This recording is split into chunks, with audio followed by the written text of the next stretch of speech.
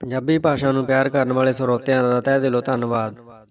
ਅੱਜ ਤੁਸੀਂ ਸੁਣੋਗੇ ਡਾਕਟਰ ਨਰਿੰਦਰ ਸਿੰਘ ਕਪੂਰ ਜੀ ਦੁਆਰਾ ਲਿਖੀ ਕਿਤਾਬ ਮਾਲਾ ਮਣ ਕੇ ਭਾਗ ਦੂਜਾ।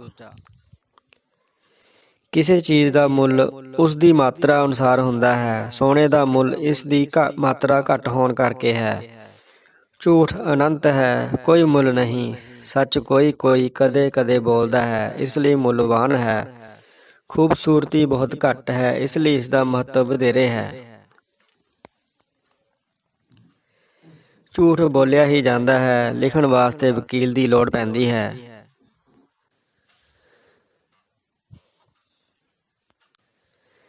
ਕਿਹੜਾ ਕਥਨ ਸਹੀ ਹੈ? ਉਹ ਸਾਡੇ ਤੋਂ ਨੀਵੇਂ ਹਨ, ਉਹ ਸਾਡੇ ਬਰਾਬਰ ਨਹੀਂ, ਅਸੀਂ ਉਹਨਾਂ ਤੋਂ ਉੱਚੇ ਹਾਂ।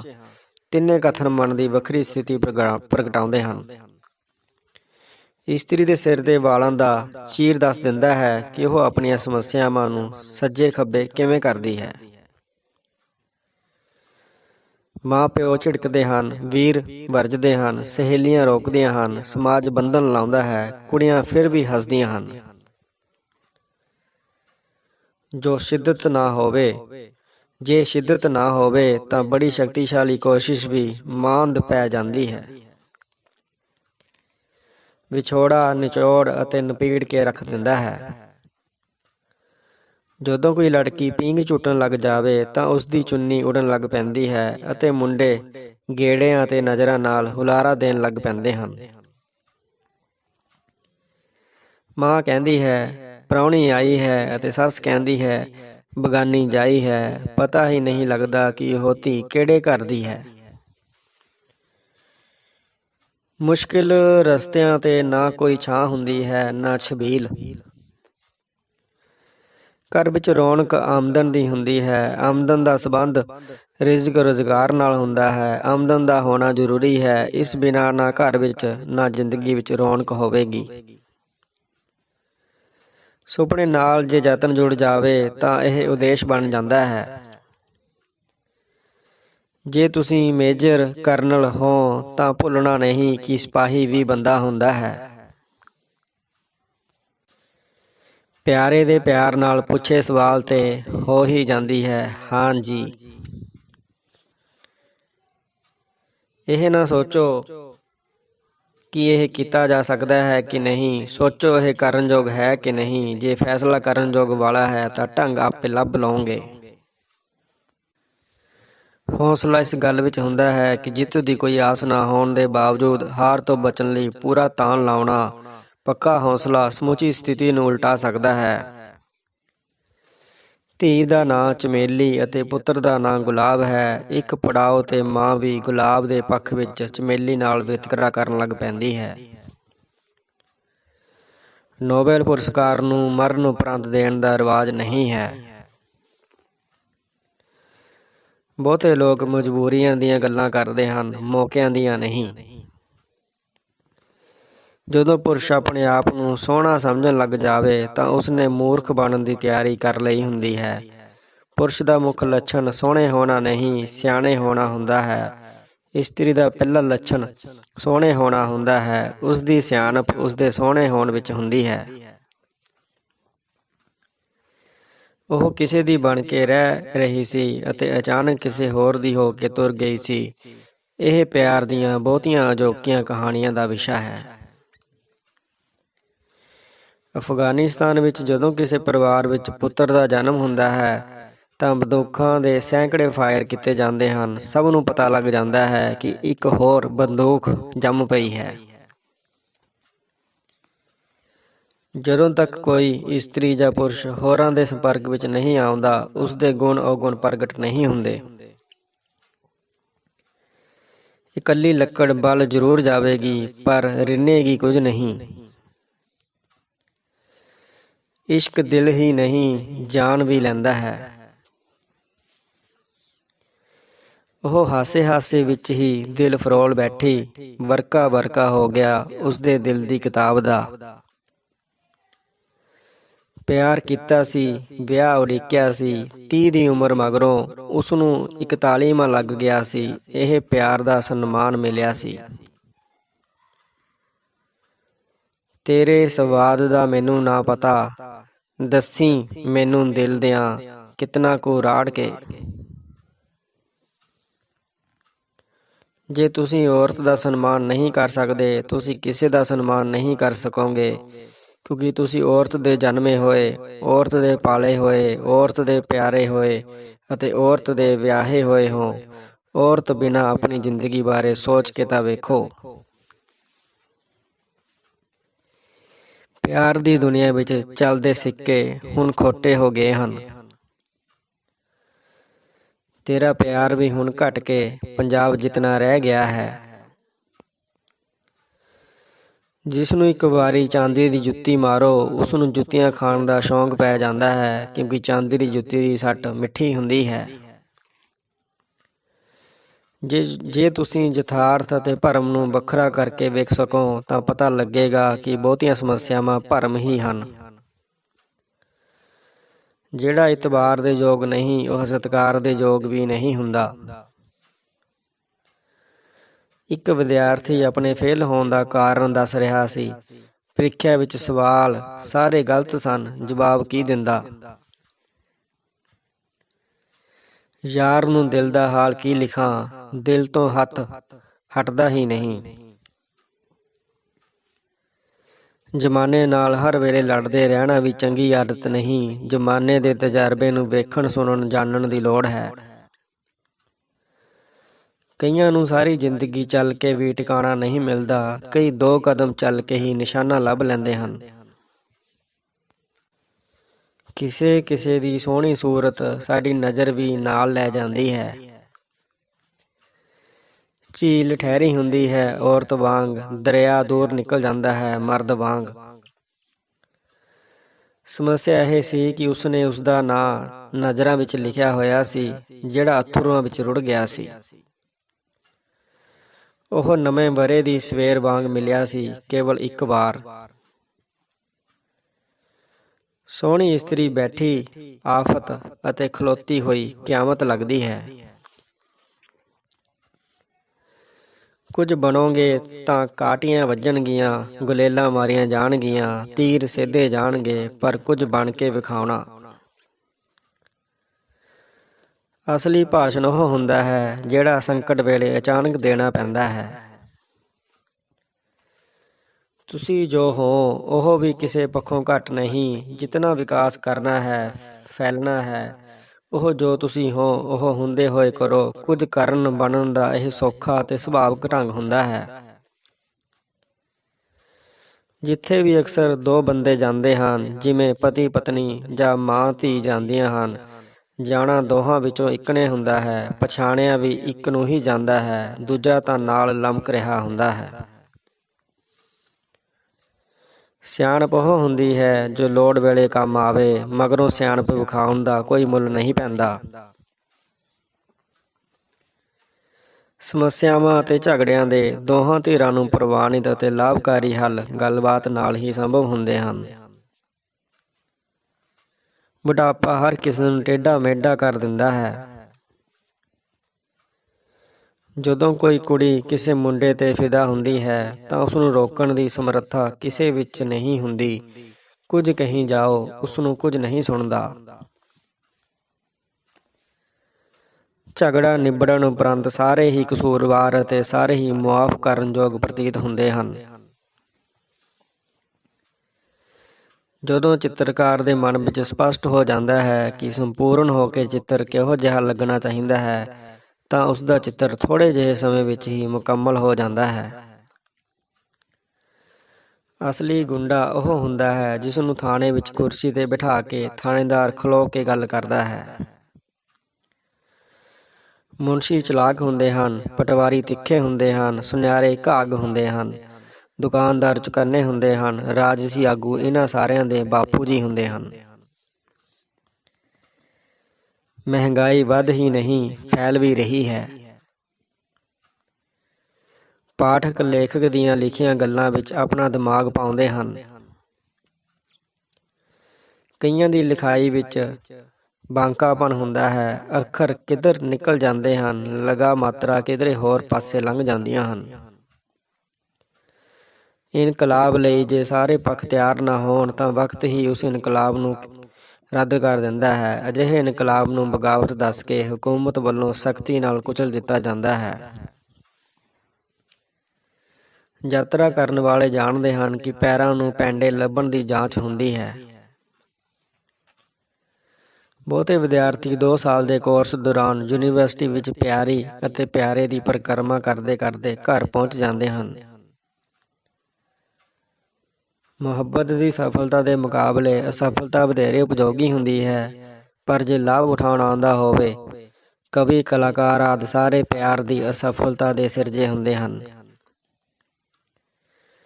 ਮਰਦ ਨੇ ਔਰਤ ਨਾਲ ਸੌਣਾ ਤਾਂ ਸਿੱਖ ਲਿਆ ਹੈ, ਪਰ ਜਾਗਣਾ ਨਹੀਂ ਸਿੱਖਿਆ। ਇੱਕ ਦੂਜੇ ਦੀ ਜ਼ਮੀਨ ਵਿੱਚ ਉੱਗਣ ਨੂੰ ਮੁਹੱਬਤ ਕਹਿੰਦੇ ਹਨ। ਯੂਰਪ ਵਿੱਚ ਮੁਫਤ ਸੇਵਾਵਾਂ ਅਤੇ ਚੀਜ਼ਾਂ ਦਾ ਰਿਵਾਜ ਨਹੀਂ, ਇਸੇ ਲਈ ਉੱਥੇ ਹਰ ਚੀਜ਼ ਦੀ ਪੱਧਰ ਚੰਗੀ ਹੈ। ਜੇ ਮਾਹੌਲ ਠੀਕ ਹੋਵੇ, ਥਾਂ ਅਦਬ ਵਾਲੀ ਹੋਵੇ, ਮੌਸਮ ਸੁਹਾਵਣਾ ਹੋਵੇ, ਪਿਆਰ ਦੀ ਗੱਲਬਾਤ ਤਾਂ ਹੀ ਹੁੰਦੀ ਹੈ, ਤਾਂ ਹੀ ਕਰਨੀ ਚਾਹੀਦੀ ਹੈ। ਚਿੱਤਰਾਂ ਦੇ ਨਾਂ ਕਾਵਿਕ ਹੁੰਦੇ ਹਨ, ਕਿਉਂਕਿ ਚਿੱਤਰਕਲਾ ਅਤੇ ਕਵਿਤਾ ਦਾ ਗੂੜ੍ਹਾ ਸੰਬੰਧ ਹੈ। ਚਿੱਤਰਕਾਰ ਨੇ ਇੱਕ ਸਾਜ਼ ਦੀ ਤਾਰ ਚਿੱਤਰ ਕੇ ਨਾਂ ਲਿਖਿਆ ਸੀ ਔਰਤ। ਸੁੰਦਰਤਾ ਵੇਖਣ ਵਾਲਿਆਂ ਨੂੰ ਆਪ ਮੁਹਾਰੇ ਨਹੀਂ ਲੱਭਦੀ, ਵੇਖਣ ਵਾਲਿਆਂ ਨੇ ਸੁੰਦਰਤਾ ਲੱਭਣੀ ਹੁੰਦੀ ਹੈ ਅਤੇ ਵੇਖਣ ਦੀ ਦ੍ਰਿਸ਼ਟੀ ਉਸਾਰਨੀ ਹੁੰਦੀ ਹੈ। ਜਿਨ੍ਹਾਂ ਦਾ ਪਿਆਰ ਟੁੱਟ ਜਾਂਦਾ ਹੈ, ਉਹਨਾਂ ਦੋਹਾਂ ਨੂੰ ਸਮਝ ਹੀ ਨਹੀਂ ਆਉਂਦੀ ਕਿ ਕਿਸ ਨੇ ਕਿਸ ਨੂੰ ਗਵਾਇਆ ਹੈ। ਪ੍ਰੇਮਿਕਾ ਨੇ ਆਪਣੇ ਚਿੱਤਰਕਾਰ ਪ੍ਰੇਮੀ ਨੂੰ ਬੁਲਾਇਆ ਸੀ ਅਤੇ ਉਹ ਸਾਰੇ ਰੰਗ ਪਹਿਨ ਕੇ ਪਹੁੰਚਿਆ ਸੀ। ਪ੍ਰੇਮਿਕਾ ਨੇ ਕਿਹਾ, ਬੜਾ ਰਾਂਗਲਾ ਲੱਗ ਰਿਹਾ ਹੈ, ਅਤੇ ਉਹ ਉਸਦੇ ਪਿਆਰ ਦੇ ਰੰਗ ਵਿੱਚ ਰੰਗਿਆ ਗਿਆ ਸੀ। ਮਹੱਤਵਪੂਰਨ ਪਲ ਗਿਣਤੇ ਨਹੀਂ ਜਾ ਸਕਦੇ, ਇਹਨਾਂ ਦਾ ਅਚਾਨਕ ਵਾਪਰਨਾ ਹੀ ਇਹਨਾਂ ਦੀ ਵਿਲੱਖਣਤਾ ਹੁੰਦੀ ਹੈ। ਭੈੜੇ ਵਿਅਕਤੀ ਤੋਂ ਖਹਿੜਾ ਛੁਡਾਉਣ ਨਾਲ ਆਜ਼ਾਦੀ ਵਧੇਗੀ, ਪਰ ਪਹਿਲਾਂ ਪਰੇਸ਼ਾਨੀ ਵਧੇਗੀ। ਇੱਕ ਅਮਰੀਕਨ ਚਿੱਤਰਕਾਰ ਆਪਣੇ ਇੱਕ ਚਿੱਤਰ ਤੇ 30 ਸਾਲ ਕੰਮ ਕਰਦਾ ਰਿਹਾ। ਜਦੋਂ ਚਿੱਤਰ ਮੁਕੰਮਲ ਹੋਇਆ ਤਾਂ ਨਾਂ ਰੱਖਿਆ ਸੰਸਾਰ ਯਾਤਰਾ। ਜੇ ਪਤਨੀ ਦੀ ਉਮਰ ਪਤੀ ਦੀ ਉਮਰ ਨਾਲੋਂ ਵਡੇਰੀ ਹੋਵੇ ਤਾਂ ਪਤੀ ਨੂੰ ਇੱਕ ਸਿਆਣੀ ਇਸਤਰੀ ਨਾਲ ਰਹਿਣ ਦਾ ਸੁਖਾਵਾਂ ਅਹਿਸਾਸ ਹੁੰਦਾ ਹੈ। ਚੰਗਾ ਦਿਲ ਅਤੇ ਚੰਗਾ ਸੁਭਾਅ 2 ਵੱਖਰੇ ਗੁਣ ਹਨ। ਚੰਗੇ ਦਿਲ ਨਾਲ ਸੰਬੰਧ ਉਸਰਦੇ ਹਨ। ਚੰਗਾ ਸੁਭਾਅ ਕਈ ਸੋਹਣੇ ਦਿਲ ਜਿੱਤ ਲੈਂਦਾ ਹੈ। ਹਰੇਕ ਧਰਮ ਸਵਰਗ ਨਾਲੋਂ ਨਰਕ ਦੀਆਂ ਗੱਲਾਂ ਵਧੇਰੇ ਕਰਦਾ ਹੈ। ਚੰਗਾ ਗਵਾਂਢੀ ਅਤੇ ਸਿਆਣਾ ਕਿਰਾਏਦਾਰ ਜ਼ਿੰਦਗੀ ਦੀ ਤਸੱਲੀ ਹੁੰਦੇ ਹਨ। ਜ਼ਿੰਦਗੀ ਉਦੋਂ ਸੰਕਟ ਬਣ ਜਾਂਦੀ ਹੈ ਜਦੋਂ ਅਸੀਂ ਆਪਣੇ ਪਿਆਰੇ ਤੇ ਵਿਸ਼ਵਾਸ ਘੱਟ ਅਤੇ ਸ਼ੱਕ ਵਧੇਰੇ ਕਰਦੇ ਹਾਂ। ਜ਼ਿੰਦਗੀ ਦੀ ਤਸੱਲੀ ਉਦੋਂ ਵੱਧ ਜਾਂਦੀ ਹੈ ਜਦੋਂ ਸ਼ੱਕ ਦੇ ਬਾਵਜੂਦ ਅਸੀਂ ਆਪਣੇ ਪਿਆਰੇ ਤੇ ਪੂਰਨ ਵਿਸ਼ਵਾਸ ਕਰਦੇ ਹਾਂ। ਪ੍ਰਸੰਨਤਾ ਦੀ ਉਮਰ ਕੁਝ ਪਲਾਂ ਦੀ ਹੀ ਹੁੰਦੀ ਹੈ। ਨਿਰੰਤਰ ਚੱਲਣ ਵਾਲੇ ਰਸਤੇ ਤੇ ਘਾਹ ਨਹੀਂ ਉੱਗਦਾ। ਕੀ ਇਸੇ ਕਾਰਨ ਨਿਰੰਤਰ ਸੋਚਣ ਵਾਲੇ ਦੇ ਸਿਰ ਤੇ ਵਾਲ ਨਹੀਂ ਰਹਿੰਦੇ? ਸਭ ਤੋਂ ਵੱਧ ਹੰਢਣਸਾਰ ਅਤੇ ਉਪਯੋਗੀ ਗਿਆਨ ਤਜਰਬੇ ਤੋਂ ਪ੍ਰਾਪਤ ਹੁੰਦਾ ਹੈ। ਜ਼ਿੰਦਗੀ ਦੀ ਇੱਕ ਹੀ ਦਿਸ਼ਾ ਹੈ, ਅੱਗੇ। ਪਰੇਸ਼ਾਨ ਵਿਅਕਤੀ ਲਈ ਸੁਖਾਵੇਂ ਸ਼ਬਦ ਹੀ ਇਲਾਜ ਹੁੰਦੇ ਹਨ। ਵਕਤ ਨੂੰ ਨਜ਼ਰਅੰਦਾਜ਼ ਨਹੀਂ ਕੀਤਾ ਜਾ ਸਕਦਾ, ਕਿਉਂਕਿ ਇਹ ਨਜ਼ਰਅੰਦਾਜ਼ ਹੁੰਦਾ ਹੀ ਨਹੀਂ। ਬੁੱਧ ਧਰਮ ਤੋਂ ਇਲਾਵਾ ਭਾਰਤ ਦੇ ਸਾਰੇ ਧਰਮ ਆਪਣੀ ਆਲੋਚਨਾ ਬਰਦਾਸ਼ਤ ਕਰਨ ਦੇ ਪੱਖੋਂ ਬੜੇ ਕਮਜ਼ੋਰ ਹਨ। ਕਿਸੇ ਨੇ ਕਿਹਾ, ਸ਼ਰਾਬ ਪੀ ਰਹੇ ਹੋ, ਮਰ ਜਾਓਗੇ। ਸ਼ਰਾਬੀ ਨੇ ਕਿਹਾ, ਤੁਸੀਂ ਨਹੀਂ ਪੀ ਰਹੇ, ਤੁਸੀਂ ਵੀ ਮਰ ਜਾਓਗੇ। ਸਵੈ ਵਿਸ਼ਵਾਸ ਦੀ ਅਸੀਂ ਦੂਜਿਆਂ ਤੋਂ ਪ੍ਰਵਾਨਗੀ ਨਹੀਂ ਮੰਗਦੇ। ਬਹੁਤੇ ਪ੍ਰੇਮੀ ਪਹਿਲੇ ਪਿਆਰ ਦੇ ਇੱਕ ਹੀ ਦਾਅ ਵਿੱਚ ਸਭ ਕੁਝ ਹਾਰ ਜਾਂਦੇ ਹਨ। ਪਹਿਲੀ ਨਜ਼ਰ ਦਾ ਪਿਆਰ ਮੂਰਖਾਂ ਦੀ ਖੇਡ ਹੁੰਦੀ ਹੈ। ਜ਼ਿੰਦਗੀ ਵਿੱਚ ਕੇਵਲ ਇੱਕ ਹੀ ਪਿਆਰ ਕਰਨ ਵਾਲੇ ਅਕਸਰ ਲੋਲੀਆਂ ਅਤੇ ਬਗਲੋਲ ਹੁੰਦੇ ਹਨ। ਚਿੱਤਰਕਾਰ ਕੁੜੀ ਜੇ ਨਾ ਵੀ ਸੋਹਣੀ ਹੋਣ ਤਾਂ ਵੀ ਰੰਗਾਂ ਤੇ ਰੂਪ ਰੇਖਾਵਾਂ ਦੀ ਸਮਝ ਅਤੇ ਵਰਤਣ ਦੀ ਸੋਝੀ ਕਾਰਨ ਉਹ ਨਿਖਰ ਆਉਂਦੀਆਂ ਹਨ। ਦਿਓਰ ਦਾ ਵਿਆਹ ਸੀ, ਭਾਬੀ ਸਮਝਾ ਰਹੀ ਸੀ, ਤੱਤਾ ਦੁੱਧ ਹੈ, ਠਾਰ ਕੇ ਪੀਵੀਂ। ਥੋੜ੍ਹੀ ਜਿਹੀ ਝੱਲੀ ਕੁੜੀ ਨਾਲ ਪਿਆਰ ਕਰੋ, ਉਹ ਰੌਣਕ ਲਾਈ ਰੱਖੇਗੀ। ਕਈਆਂ ਦੀ ਨਜ਼ਰ ਅਤੇ ਆਵਾਜ਼ ਵਿੱਚ ਸ਼ਾਬਾਸ਼ ਹੁੰਦੀ ਹੈ। ਨੌਕਰ ਹੋਰ ਨੌਕਰਾਂ ਵਾਸਤੇ ਰੋਟੀ ਕਦੇ ਖੁਸ਼ ਹੋ ਕੇ ਨਹੀਂ ਪਕਾਉਂਦੇ। ਜੇ ਨੌਕਰਾਣੀ ਲਈ ਪਕਾਉਣੀ ਪਏ ਤਾਂ ਉਸ ਲਈ ਪਕਾਈ ਰੋਟੀ ਸੜੀ ਹੋਵੇਗੀ, ਕਿਉਂਕਿ ਪਿਛਲੇ ਹਫ਼ਤੇ ਚੋਪੜੀ ਹੋਈ ਉਸਨੇ ਪ੍ਰਵਾਨ ਨਹੀਂ ਸੀ ਕੀਤੀ। ਸੋਹਣੀਆਂ ਕੁੜੀਆਂ ਅੱਖਾਂ ਵਿੱਚ ਦਿਲ ਰੱਖ ਕੇ ਮੁਸਕਰਾਉਂਦੀਆਂ ਹਨ। ਧੋਖਾ ਦੇਣਾ ਹੀ ਪਾਪ ਹੁੰਦਾ ਹੈ, ਧੋਖਾ ਖਾਣਾ ਪਾਪ ਨਹੀਂ ਹੁੰਦਾ। ਲੋਕ ਗੀਤ ਸਾਦੇ ਹੁੰਦੇ ਹਨ, ਖੇਤਾਂ ਵਰਗੇ ਚੰਗੇ ਹੁੰਦੇ ਹਨ, ਘਰ ਦੀ ਰੋਟੀ ਵਾਂਗ ਨਿੱਘੇ ਹੁੰਦੇ ਹਨ, ਸਿਆਲ ਦੀ ਰਜਾਈ ਜਿਤਨੇ। ਲੋਕ ਗੀਤ ਸਾਦੇ ਹੁੰਦੇ ਹਨ, ਖੇਤਾਂ ਵਰਗੇ ਚੰਗੇ ਹੁੰਦੇ ਹਨ, ਘਰ ਦੀ ਰੋਟੀ ਵਾਂਗ ਨਿੱਘੇ ਹੁੰਦੇ ਹਨ, ਸਿਆਲ ਦੀ ਰਜਾਈ ਜਿਤਨੇ। ਜਦੋਂ ਬੋਟ ਡਾਰ ਨਾਲ ਰਲ ਜਾਵੇ ਤਾਂ ਪੰਛੀ ਨਿਸ਼ਚਿੰਤ ਹੋ ਜਾਂਦਾ ਹੈ। ਬਦਨਾਮ ਵਿਅਕਤੀ ਸਖਤ, ਜਿੱਦੀ ਅਤੇ ਅੜੀਅਲ ਹੁੰਦੇ ਹਨ, ਕਿਉਂਕਿ ਉਹਨਾਂ ਨੇ ਵਿਰੋਧੀ ਸੰਸਾਰ ਵਿੱਚ ਵਿਚਰਨਾ ਹੁੰਦਾ ਹੈ।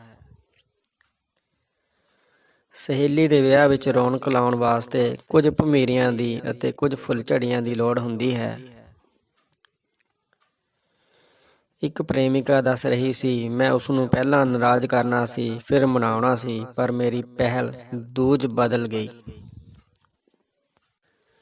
ਚੰਗੀ ਗੱਲਬਾਤ ਉਹ ਹੁੰਦੀ ਹੈ ਜਿਸ ਵਿੱਚ ਮੈਂ ਬੋਲਣ ਦੀ ਲੋੜ ਨਾ ਪਵੇ।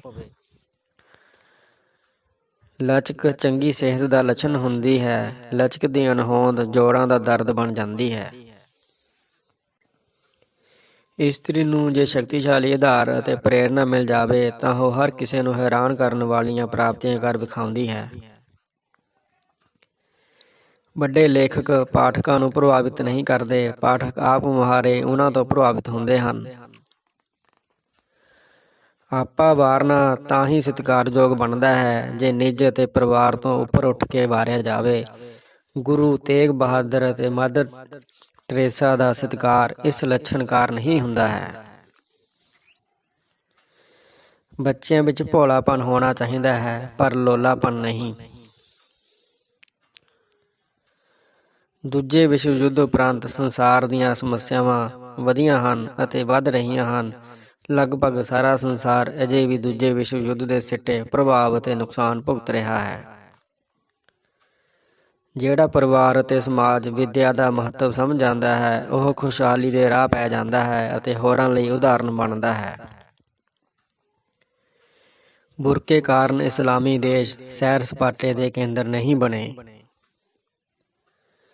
ਸਾਡੇ ਮਨਪਸੰਦ ਲੇਖਕ ਸਾਡੇ ਅੰਦਰ ਬਹਿ ਕੇ ਬੋਲਣ ਲੱਗ ਪੈਂਦੇ ਹਨ ਅਤੇ ਅਸੀਂ ਉਹਨਾਂ ਵਾਂਗ ਹੀ ਸੋਚਣ, ਪਹਿਨਣ, ਵਿਚਰਨ ਲੱਗ ਪੈਂਦੇ ਹਾਂ। ਪਿਆਰ ਵਿੱਚ ਪੌਣ ਪਾਣੀ ਕੋਈ ਹੋਵੇ, ਮੌਸਮ ਸੁਹਾਵਣਾ ਹੁੰਦਾ ਹੈ, ਜਿਸ ਕਾਰਨ ਸਰਦੀਆਂ ਵਿੱਚ ਠੰਡ ਨਹੀਂ ਲੱਗਦੀ ਅਤੇ ਗਰਮੀਆਂ ਵਿੱਚ ਦੋਵੇਂ ਇੱਕ ਦੂਜੇ ਲਈ ਛਾਂ ਬਣ ਜਾਂਦੇ ਹਨ। ਜਿੱਥੇ ਧਰਮ, ਚਮੜੀ, ਰੰਗ, ਜਾਤ ਆਦਿ ਵੱਲ ਧਿਆਨ ਨਹੀਂ ਦਿੱਤਾ ਜਾਂਦਾ, ਉੱਥੇ ਬੱਚਿਆਂ ਵਿੱਚ ਸਕੂਲ ਜਾਣ ਦਾ ਚਾਅ ਵਧੇਰੇ ਹੁੰਦਾ ਹੈ ਅਤੇ ਉਹਨਾਂ ਦੀ ਕਾਰਗੁਜ਼ਾਰੀ ਵੀ ਬਿਹਤਰ ਹੁੰਦੀ ਹੈ। ਵਿਦੇਸ਼ਾਂ ਵਿੱਚ ਗਏ ਪੰਜਾਬੀ ਉੱਥੇ ਸਫਲ ਹੋਣ ਨਾ ਹੋਣ, ਭਾਰਤ ਵਿੱਚ ਉਹਨਾਂ ਨੂੰ ਸਫਲ ਹੀ ਸਮਝਿਆ ਜਾਂਦਾ ਹੈ ਅਤੇ ਭਾਰਤ ਆ ਕੇ ਵੀ, ਅਸਫਲ ਮੁੜ ਕੇ ਵੀ, ਕਹਾਣੀਆਂ ਉਹ ਆਪਣੀ ਸਫਲਤਾ ਦੀਆਂ ਹੀ ਸੁਣਾਉਂਦੇ ਹਨ। ਹਰੇਕ ਆਧੁਨਿਕ ਲੜਕੀ ਕਰਨਾ ਪਿਆਰ ਵਿਆਹ ਚਾਹੁੰਦੀ ਹੈ, ਪਰ ਨਾਲ ਹੀ ਚਾਹੁੰਦੀ ਹੈ ਕਿ ਪਤੀ ਉਸ ਪ੍ਰਤੀ ਪੂਰਾ ਵਫ਼ਾਦਾਰ ਹੋਵੇ, ਜਦੋਂ ਕਿ ਲੜਕੀ ਦਾ ਇਹ ਪੰਜਵਾਂ ਅਤੇ ਪ੍ਰੇਮੀ ਦਾ ਚੌਥਾ ਪਿਆਰ ਹੁੰਦਾ ਹੈ। ਵਿਦੇਸ਼ ਗਿਆ ਬੰਦਾ ਸੰਕਟ ਵੇਲੇ ਆਪਣੇ ਦੇਸ਼ ਵੱਲ ਹੀ ਝਾਕਦਾ ਹੈ, ਜਿਵੇਂ ਇਸਤਰੀ ਰਹਿੰਦੀ ਸਹੁਰੇ ਹੈ ਪਰ ਚਿੰਤਾ ਅਤੇ ਸੰਕਟ ਵੇਲੇ ਪੇਕਿਆਂ ਵੱਲ ਝੁਕਦੀ ਹੈ। ਧਰਮ ਕਹਿੰਦੇ ਹਨ ਕਿ ਸੰਸਾਰ ਪਰਮਾਤਮਾ ਨੇ ਸਿਰਜਿਆ ਹੈ, ਪਰ ਨਾਲ ਹੀ ਨੁਕਸ ਕੱਢਦਿਆਂ ਕਹਿੰਦੇ ਹਨ ਕਿ ਇਹ ਸਭ ਮਾਇਆ ਹੈ। ਹਕੂਮਤ ਭ੍ਰਿਸ਼ਟ ਨਹੀਂ ਕਰਦੀ, ਹਕੂਮਤ ਗੁਆਚਣ ਦਾ ਡਰ ਭ੍ਰਿਸ਼ਟ ਕਰਦਾ ਹੈ। ਭਾਰਤ ਦੇ ਆਗੂ ਜਦੋਂ ਆਪ ਨਲਾਇਕ ਸਿੱਧ ਹੁੰਦੇ ਹਨ, ਉਦੋਂ ਉਹ ਗਾਂਧੀ ਜੀ ਨੂੰ ਯਾਦ ਕਰਦੇ ਹਨ ਅਤੇ ਭਾਰਤ ਦੇ ਮਹਾਨ ਹੋਣ ਅਤੇ ਰਿਸ਼ੀਆਂ ਮੁਨੀਆਂ ਦਾ ਦੇਸ਼ ਹੋਣ ਦੀਆਂ ਗੱਲਾਂ ਕਰਨ ਲੱਗ ਪੈਂਦੇ ਹਨ। ਚੰਗੇ ਕੰਮ ਦੀ ਨਿਸ਼ਾਨੀ ਇਹ ਹੁੰਦੀ ਹੈ ਕਿ ਇਸ ਨਾਲ ਕਰਨ ਵਾਲੇ ਦੀ ਹੀ ਨਹੀਂ, ਹੋਰਾਂ ਦੀ ਵੀ ਜ਼ਿੰਦਗੀ ਸੁਧਰਦੀ ਹੈ। ਵਿਗਿਆਨ ਦੇ ਵਿਸ਼ਿਆਂ ਵਿੱਚ ਵਾਪਰੇ ਵਿਕਾਸ ਨੇ ਗੈਰ ਵਿਗਿਆਨਕ ਵਿਸ਼ਿਆਂ ਨੂੰ ਪਿੱਛੇ ਛੱਡ ਦਿੱਤਾ ਹੈ। ਪੱਕਿਆ ਹੋਇਆ ਵਿਸ਼ਵਾਸ ਧਰਮ ਬਣ ਜਾਂਦਾ ਹੈ, ਪੱਕਿਆ ਹੋਇਆ ਤਰਕ ਵਿਗਿਆਨ ਬਣ ਜਾਂਦਾ ਹੈ, ਪੱਕਿਆ ਹੋਇਆ ਰਿਵਾਜ ਕਾਨੂੰਨ ਬਣ ਜਾਂਦਾ ਹੈ। ਜਦੋਂ ਵੀ ਕੁਝ ਬਦਲੇਗਾ, ਟਕਰਾਓ ਹੋਵੇਗਾ। ਟਕਰਾਓ ਤੋਂ ਬਿਨਾਂ ਪਰੰਪਰਾ ਹੀ ਪਾਲੀ ਜਾ ਸਕਦੀ ਹੈ। ਭਾਰਤ ਕਿਸੇ ਨਾਲ ਟਕਰਾਇਆ ਨਹੀਂ, ਸੋ ਭਾਰਤ ਵਿੱਚ ਪਿਛਲੀਆਂ ਕਈ ਸਦੀਆਂ ਵਿੱਚ ਕੁਝ ਬਦਲਿਆ ਵੀ ਨਹੀਂ। ਕੱਟੜਪੰਥੀ ਹਰ ਕਿਸੇ ਤੇ ਟਿੱਪਣੀ ਕਰਦੇ ਹਨ, ਪਰ ਆਪਣੇ ਤੇ ਕੀਤੀ ਜਾਣੀ ਉਹ ਬਰਦਾਸ਼ਤ ਨਹੀਂ ਕਰਦੇ। ਹਿੰਮਤੀ ਮਨੁੱਖ ਉਹਨਾਂ ਚੀਜ਼ਾਂ ਵਿੱਚ ਦਿਲਚਸਪੀ ਲੈਂਦਾ ਹੈ ਜਿੱਥੇ ਸਫਲ ਹੋਣ ਦੀ ਪੂਰੀ ਆਸ ਹੋਵੇ ਅਤੇ ਅਸਫਲ ਹੋਣ ਦਾ ਵੀ ਪੂਰਾ ਖਤਰਾ ਹੋਵੇ। ਖੇਡਾਂ, ਪਿਆਰ ਅਤੇ ਪ੍ਰੀਖਿਆਵਾਂ ਵਿੱਚ ਇਹ ਦੋਵੇਂ ਹੁੰਦੀਆਂ ਹਨ। ਬਹੁਤੇ ਉਮੀਦਵਾਰ ਵੋਟਰਾਂ ਨੂੰ ਨਿਰਾਸ਼ ਕਰਨ ਲਈ ਚੋਣਾਂ ਲੜਦੇ ਹਨ। ਜਿਹੜੇ ਲੋਕ ਸਮਝਦੇ ਹਨ ਕਿ ਗਿਆਨ ਦੀ ਲੋੜ ਸਕੂਲ ਕਾਲਜ ਵਿੱਚ ਇਮਤਿਹਾਨ ਦੇਣ ਲਈ ਹੀ ਪੈਂਦੀ ਹੈ, ਉਸ ਤੋਂ ਮਗਰੋਂ ਅਜਿਹੇ ਪੜ੍ਹੇ ਲਿਖੇ ਵੀ ਅਨਪੜ੍ਹਾਂ ਵਾਂਗ ਵਿਹਾਰ ਕਰਦੇ ਹਨ। ਇੱਕ ਅਫਸਰ ਆਪਣੀ ਪਗੜੀ ਪਤਨੀ ਤੋਂ ਬਣਵਾਉਂਦਾ ਸੀ, ਪਹਿਲਾਂ ਮਾਂ ਤੋਂ ਬਣਵਾਉਂਦਾ ਸੀ। ਇਸ ਅਫਸਰ ਦੇ ਸਵੈ ਵਿਸ਼ਵਾਸ ਦੀ ਪੱਧਰ ਕੀ ਹੋ ਸਕਦੀ ਹੈ? ਚੈਨਲ ਨੂੰ ਸਬਸਕ੍ਰਾਈਬ ਕਰਨ ਲਈ ਧੰਨਵਾਦ। ਤੁਹਾਡਾ ਦਿਨ ਸ਼ੁਭ ਰਹੇ।